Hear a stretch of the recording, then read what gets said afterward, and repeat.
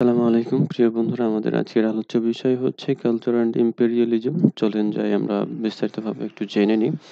Edward ওয়াদি Saeed এই culture and imperialism, এই সংস্কৃতি ও সাম্রাজ্যবাদ দুটি কিভাবে একসাথে বেড়ে ওঠে এবং সাহিত্য কিভাবে সাম্রাজ্যবাদের পক্ষে কাজ করে তা তুলে ধরেছেন। একই সাথে সাম্রাজ্যবাদী দেশগুলোর সাহিত্য তাদের সাম্রাজ্য বিস্তারের পক্ষে পরোক্ষ বা প্রত্যক্ষভাবে উৎসাহ ও সমর্থন দেয়, সেটিও আলোচনা করেছেন। এই লেখাটি লেখকের জীবনের সাথে সম্পর্কিত হওয়ায় লেখক পরিচিতি জানা অনেক গুরুত্বপূর্ণ।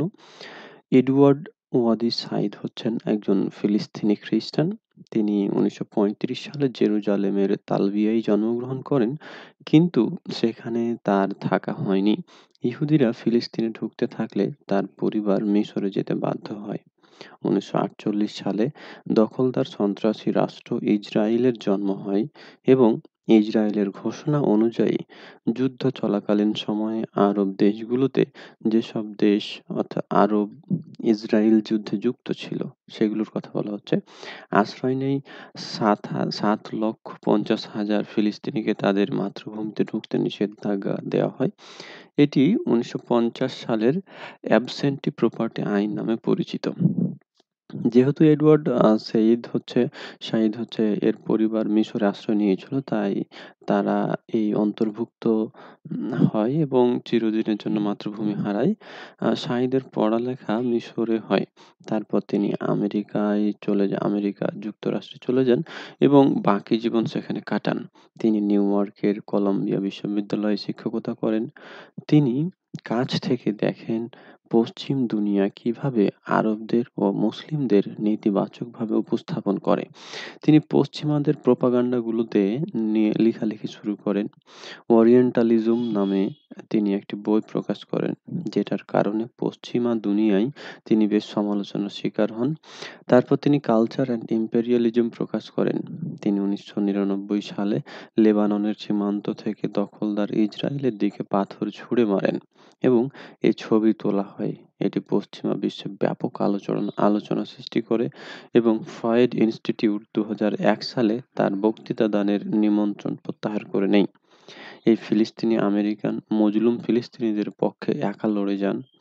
ইয়াসির আরাফাত আসল চুক্তি করলে হোয়াইট হাউসে আমন্ত্রণ পেয়ে তিনি তা প্রত্যাখ্যান করেন। এই লেখার মধ্যে লেখক কালচার এবং ইম্পেরিয়ালিজম দুটো বিষয়ের সংজ্ঞা দেন। তিনি সাম্রাজ্যবাদী দেশগুলো অর্থাৎ ফ্রান্স, ব্রিটেন, আমেরিকা এদের সমালোচনা করেন। বিশেষ করে 20 শতকে এসে গড়ে ওঠা আমেরিকার পক্ষে সাম্রাজ্যবাদের তিনি কয়েকটি সাহিত্যিক লেখার উদাহরণ দেন, যেগুলোতে সাম্রাজ্যবাদের চিত্র উঠে আসে। তিনি জোসেফ কনরেড এর হার্ট অফ ডার্কনেস এর প্রসঙ্গ আনেন, যেখানে কনরেড বেলজিয়ামে সাম্রাজ্যবাদী চরিত্রকে চিত্রায়িত করেন। তবে এখানে কনরেডে সাম্রাজ্যবাদী ও সাম্রাজ্যবাদ বিরোধী দুটো দিকই নিজেকে উপস্থাপন করেন। তিনি সাম্রাজ্যবাদের নগ্ন দৃশ্য তুলে ধরেন, আবার সাম্রাজ্যবাদ যে আবশ্যক তাও প্রকাশ করেন। সাইদ কনরেডের প্রশংসা করেন। তারপর সাইদ সাম্রাজ্যবাদের শিকার হওয়াদের পক্ষে লিখা সাহিত্য হিসেবে ফস্টার এর এ প্যাসেজ টু ইন্ডিয়া এর আলোচনা করেন। তিনি দেখান যে সাম্রাজ্যবাদকে সমর্থন করে কিভাবে সাম্রাজ্যবাদী সংস্কৃতিতে সাহিত্য লেখা হয়, আবার এর শিকার হওয়া মানুষদের দিক থেকে সাম্রাজ্যবাদকে কিভাবে চিন্তা করা হয়। 19 শতকের উপন্যাসগুলো সাম্রাজ্যবাদের ধারাকে অব্যাহত রাখার পক্ষে ওকালতি করে। লেখকরা কখনো সরাসরি বলে না কলোনি স্থাপনের জন্য, আবার কখনো কলোনি ছেড়ে যাওয়ার পক্ষেও কথা বলেন না। তারপর তিনি সাম্রাজ্যবাদীদের লেখা Robinson Crusoe, the Great Expectations উপন্যাসগুলোর কথা বলেন, সেখানে সাম্রাজ্যবাদকে কিভাবে উপস্থাপন করা হয়েছে তা আলোচনা করেন।